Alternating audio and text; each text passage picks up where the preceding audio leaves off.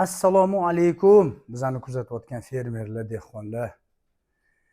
Yaxshi va sifatli va yuqori hosil olishni xohlaydigan dehqonni o'zi bo'lmasa kerak.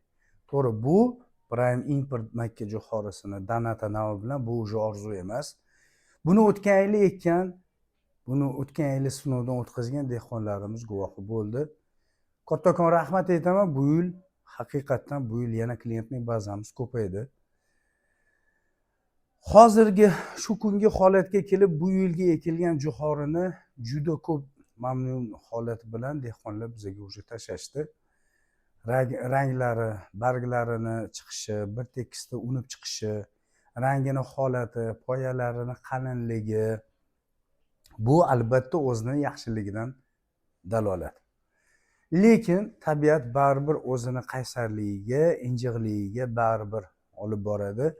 Ayrim hududlarimizda baribir stress bo'lyapti, kechqurungi peripad bo'lyapti.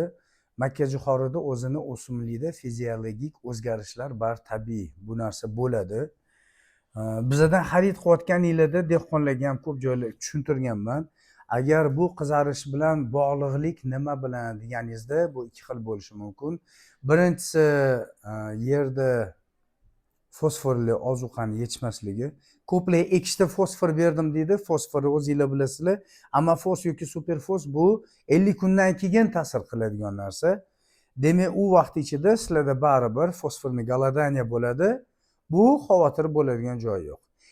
Ikkinchisi bu sizlardagi o'sha tuprog'ingizda pH yuqoriligi. Buni ham baribir yechimi bor.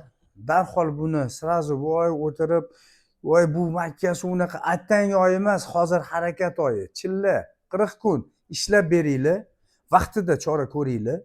Bargidan o'sha ozuqalarini hozirgi sizlarga kerak bo'ladigan mikroelementli NPK, ko'proq fosfor, kaliysi yuqori bo'ladigan, azoti kichkina bo'lsa ham miqdorda azot, yuqoriroq fosfor, yuqoriroq kaliy, tarkibida aminokislota yoki foliyaviy kislota bor kislotali o'g'itlar, tarkibida sink, u bo'yini o'sishini rivojlantirib berishiga, tarkibidagi bor, temir, magniy, bu o'sha mikroelementlarni yoki aptekada sizlarga aytsanglar qilib beradigan aptekachilarimiz bor. O'shalarni faqat kechki salqinga sepishinglarni tavsiya qilaman. Kechki salqin sepganinglar bu ham bargida turishi, ham bargini yaxshi o'ziga singishi, bargidagi fotosintezlarini qalinlashtirib, yana to'qaytirib berishiga sabab bo'ladigan bir omillardan biri deyman. Keyin mana hozir Jizzaxdan bizga Sirojiddin aka tashlab berdilar makka jo'xorilarini. O'sha makka jo'xoriga tuxum qo'yilgan. Agar sizni dalangizda hozirgi holatida imkon qadar hozir inseksidlar bilan, preparatlar bilan ishlov beringlar. Ularni hech qachon NPK bilan yoki azot bilan aralashtirib septirmanglar. Inseksidni o'zini sepinglar. O'sha narsani ta'sirini ko'rdimi, 3-4 kundan keyin o'sha sizlar o'sha stimulyatorlar, NPKlar bargidan ozuqalarni berib, ildizini tegini qizdirib, kultivator qilib, selitrasi borlar 100 kilo, 150 kilo selitlar, karbamidi borlar 150 kilogacha birinchi ishlovda karbamid beringlar.